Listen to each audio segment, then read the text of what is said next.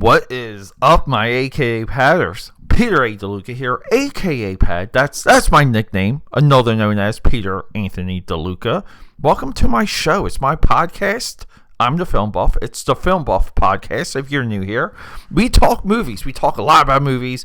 We go through the past, present, and future of movies. We don't do too much of the future, but we reminisce and I tell you guys how I'm connected to some of these movies, why they're significant, and I go through a lot of what the critics say, and I tell you what the critics are missing. This is the film podcast. I haven't found anyone like it, because I'm the only one doing this one. We're talking Transformers. We're talking Rise of the Beast. If you lost count, this is the 7th Transformers live action. Now, this is the 8th theatrical release movie. Way back in the mid-80s, we had Transformers, the movie, which is highly considered the benchmark of anything Transformers. And this movie here, this plot, if you haven't seen the trailers, features Unicron, the world-devouring, planet-transforming Transformer. That's our threat. That was a threat way back in 1986. It's the threat now. They went into this announcing a Unicron trilogy, and they did some missteps as of helping us to understand where in movie 7 does this movie line up. We are so confused because Bumblebee is somewhat of a prequel to the 2007, the previous Transformers movie, by the way, directed by Phil Knight's son, if you like Nike. But Bumblebee is a prequel. So we watch Bumblebee, and then we go to 2007 Transformers, and we can watch the 07 Transformers all the way into The Last Knight. And for some reason, people hate The Last Knight. I freaking love that. I love all of them, but I do love The Last Knight. My favorite of all the live-action Transformers is 3, Dark of the Moon. I love the gotcha. I love the gimmick in that. Essentially, Dark of the Moon has the same exact plot, the MacGuffin plot, meaning we're transporting a planet to Earth. That's exactly what happens in Dark of the Moon. That's exactly what's happening here. But this movie came hyped. We have Unicron. We knew we were going to get surprise cameos at the end. Unicron paid off. The cameos paid off. The Beast Machines, or the Beast Wars, the animals, the animal Transformers, which was shocking. I have to be honest, because look, guys, Beast Wars is great. Beast Wars, by the end of that series, and that's what our gorilla guy I'm trying to be a little bit vague. I'm trying to come at this without the full geek, because part of my perspective for this podcast is the average film goer. That is still the true audience of any movie. If I tell you Optimus Primal, you may not know. Optimus Primal is the gorilla scene in all the advertising. That was a shocker. That was a surprise when they revealed this was going to be like that movie. This was going to be the Beast Wars movie. In the 90s, a generation of children didn't grow up with the classic cell animated Transformers that the 1986 movie is based on. They grew up on the computer generated Beast Wars and later Beast Machines. Those episodes and those toys is what they had in their minds and in their toy boxes. So you have a built-in audience. That's my point. But do we have them underutilized in this movie? A lot of critics made that observation. I don't think they're underutilized. I think they're perfectly utilized. I think it's a silly concept. They treat it as silly. They treat it as it is what it is. We just have to go along with it. We have a Optimus Prime and we have an Optimus Primal, and they face off. They're face to face in this movie, and they fight together and they save the world together. None of this really adds up and makes any sense. We don't get many transformations from the Beast Wars, from the Protecticons. We don't get any Decepticons either. We get Terracons. We get 2 new branches. We do get Autobots, but we get 2 different branches of Transformers in this, and it's not really defined. It's played off a little bit on the level. Do we really care? Do we really this? And do we which is all fair when it comes to, hey, let's position this movie to sell. And that's really what any of this is. This is a product. You can argue it's a giant advertisement for a toy line. The term toyetic it gets circulated a lot. I don't think this movie's that. I think this movie's intention is to jumpstart a whole new sub franchise within the Transformer movies, which is now we have the Beast Machines. I keep calling them Beast Machines.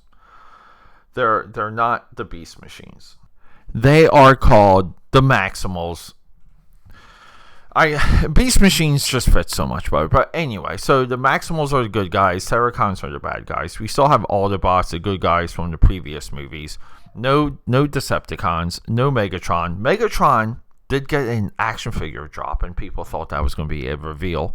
Didn't happen. But the big reveal, the big cameo at the end of this movie is G.I. Joe. So our hero, our protagonist, played by what's our boy's name? Anthony Ramos. He is fantastic in this movie. The critics mentioned that. They're right on that. They're wrong about the Maximals or the Beast Machines getting underutilized. I believe you throw them into a movie and you go with it. And I thought they had good power sets. I thought they looked deadly. I thought Scourge, our Terracon, he is as frightening as Lockdown is in the Age of Extinction. So, and again, too, we borrow a lot in this movie from the previous Transformers movie, something that no critic mentioned at all. A lot of our MacGuffins, our plot points, our positioning to how we save the world. We've been there, we've done that. But Anthony Ramos, he needs to be in the next movie with Shia LaBeouf. I would love Anthony Ramos, Shia LaBeouf, and Mark Wahlberg to be together in multiple Transformer movies and have them as a triple hero set. I would love it if they've done something where Mark Wahlberg is corrupted by the Decepticons and he turns on everyone, or so does John Cena. There's so many good, detailed, lovable human characters that they can play them against the status quo. They can play Megan Fox in the next movies against type. I would want that. I would put Megan Fox back into a Jennifer's Body type character. Make her possessed by the Decepticons. Make her deceived by the Decepticons. I would be all in on that. But we get a movie. We get a movie that doesn't totally feel satisfying because if we follow the other flicks, we have a problem with interest because our interest wanes when we've already seen it, done it. This is somewhat of a problem coming from Stephen Chappell Jr., our director. He did something similar with Creed 2.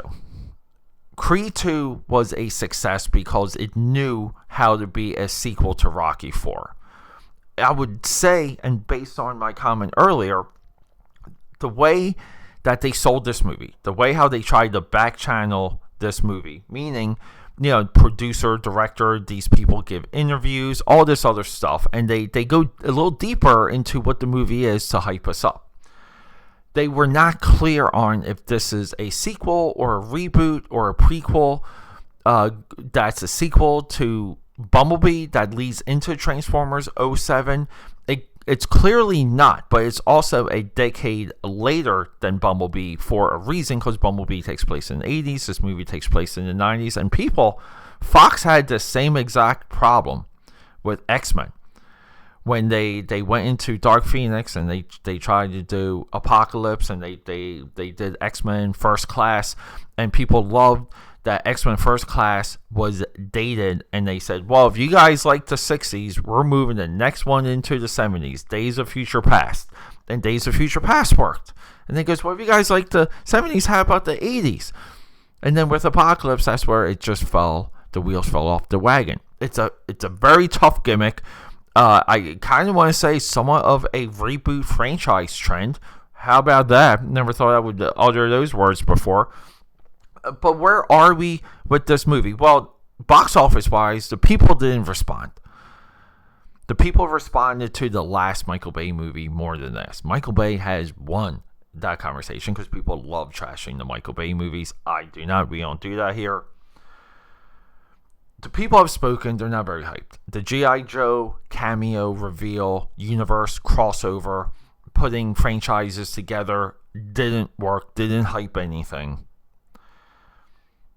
I do like Ramos. I think he's fantastic. I would love to see him in other movies. But I would just say overall, we're not there. Mirage tries to replace Bumblebee, voiced by Pete Davidson. Mirage, I think, is a little bit annoying. I think he's he kind of made you drift, pun intended there, but made you drift. Sequel to the criticisms of the twins in Transformers: Revenge of the Fallen.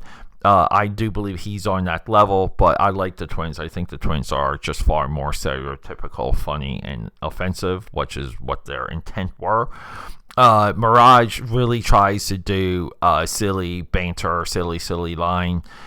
Sometimes it works, more times it does not. Mirage as a inheritor and face of the franchise, I definitely do not see. And then personal gripe is they wasted the Porsche 911 on Mirage and not on Jazz. I believe Mirage could have been Jazz all the way without any issue. I'm befuddled by that decision because we loved Bumblebee because Bumblebee was a little bit closer to the things we missed through the Michael Bay movies, which was colors that we could recognize, shapes and vehicle modes that we could recognize, and yes, a full Cybertron sequence in the beginning of that movie. This movie, using Unicron, had a responsibility. Unicron lived up to the hype, but Unicron is not throughout this entire movie. We do have limited Transformers, again, because, again, they're so expensive to put on screen. Even though that they're computer models, they are extremely expensive. Unicron didn't have enough disciples. Some of the disciples really didn't make any sense. The Unicron's disciples don't make much sense in the 1986 movie. They only make sense on the idea that Unicron is using them to hunt down the Matrix, not to find planets or not to Silver Surfer. So that was a little bit of a tough pill to swallow there. Those are more nitpicky. This movie, I watched it back to back, stayed up all night to watch it on Paramount Plus. Paramount Plus did not do a good job. The thumbnail was there. It was not available at midnight. It wasn't available until 5-6 hours later. I did stay up to watch it. Very excited. I just did that with Guardians of the Galaxy Volume 3, by the way. Stayed up all night waiting for that drop for Guardians of the Galaxy Volume 3. I think it's fun. But, guys, this movie is worth watching if you haven't seen any other Transformer movies. If you follow the Transformer movies, this movie just baseline will confuse you, and because of that, it is a failure. But I do like these movies. I do like how they look. I think they're spectacular. I think the designs are incredible. Scourge, our big new bad guy, is there. There's a Silverback, Maximal Silverback, Beast Machine Gorilla that is above Optimus Primal. He's in the beginning, he dies, but that's a great design. And we have to keep in mind too, a lot of this work was set up in previous Michael Bay movies. So guys, rocking and rolling, we're moving on. I want to just get to this Barbie discussion. I saw Barbie yesterday. I want to get into that. There's a lot to be said about Barbie, but we have Barbie. We still have Fast X coming, and guys, I am so sorry I lost track of dropping that one to you guys. Yes, we do have basketball movies. I'm just trying to get a little bit more consistent, a little bit more back on track. But don't forget, catch me on YouTube, AKAPAD. Just search AKAPAD. That should come up right away. But guys, I really do love you. Thank you so much for all this support. We're growing. We're getting there. Let's just stick to it.